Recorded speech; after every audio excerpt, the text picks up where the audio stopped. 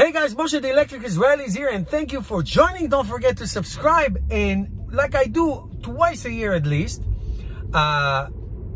once in the summer, like now it's really hot, 85 degrees, once in the winter when it's really cold. I pick like a cold day. I do a test range to see how the battery of this car is holding and what is the real world range. And I'm going to talk about the real world range in a minute. My real world range, not other people's. And rated range, of course, and battery charging and all that stuff. So as you see, the car has about 63,000, little more than 63,000 miles. I fully charged it. It gave me 310 rated range. That means this is the estimate. So in the winter it will look more or less and all that.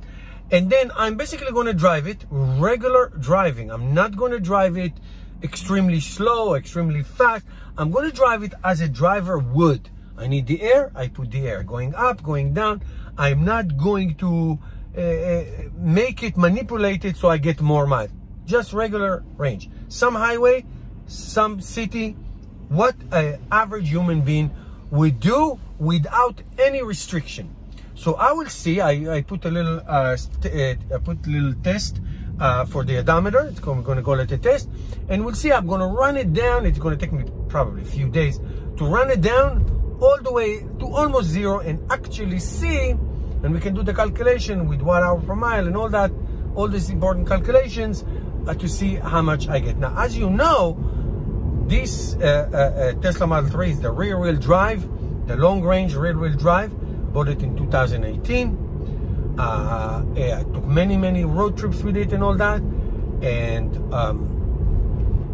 it used to have a 310 rated range mile. I can tell you I never saw that number. It was less or sometime more. It's never this. Then it was upgraded to 325. I never saw that. I had 320, I had 316. So you never know. Obviously the battery does lose some of its capacity over the years, and some of its actual real world range. So like I said, we're not going to give it any special treatment. I need to go fast, I go fast. I need to go slow, I go slow. Up, down, air conditioning, no issues. And then we'll see how much we lost, how much his real world range in this car is. And it's a good testimonial for people who have this car, who buy this car, what to expect when you go 50,000, 60,000 and move on. I try to do it every 10,000, 20,000. I do this test. So basically it's once or twice a year that I do this. Okay, so I will update you in the middle and then at the end. So we'll do two updates. The first one is coming right now.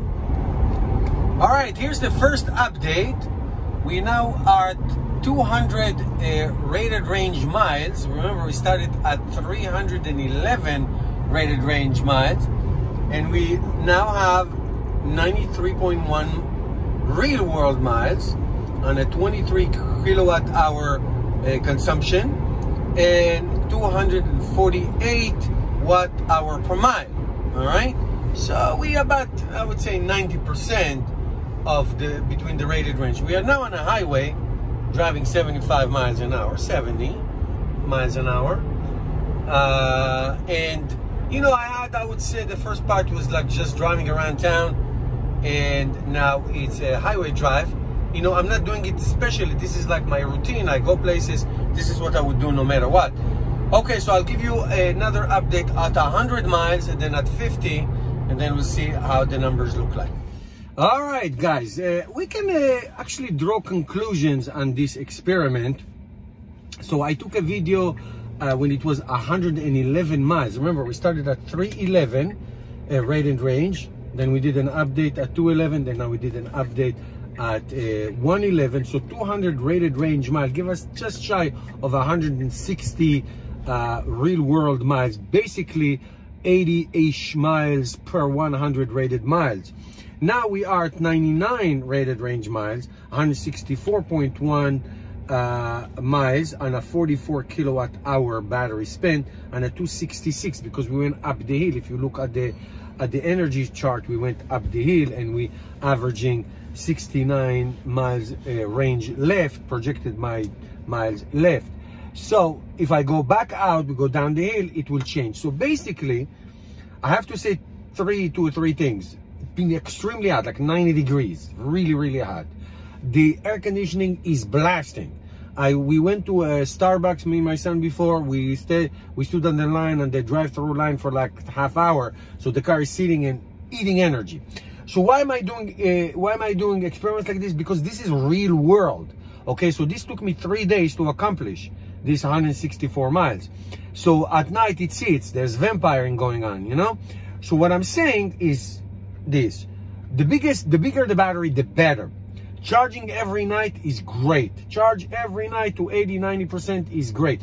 Normally, I will never do an experiment. This is not a real world experiment in terms of this is what I do all the time. I charge it all the way and I drain it down. I never do that. This is just to see. So now, if I continue driving it all the way to zero, probably get 260, 270 miles-ish on, let's say, 65 or so kilowatt hour battery. Maybe I'll finish averaging at 250 watt hour per mile. So that's basically what it is. So the conclusion is, the bigger the battery, the better. And daily charging is the best. Daily charging is the best. Charge it to a car like this, I charge it to about 280 rated range every night, and it's fantastic. So this is what you do. Let's say you charge it, and in one day you're going to do the whole thing. You're probably going to get 300 miles because you drive.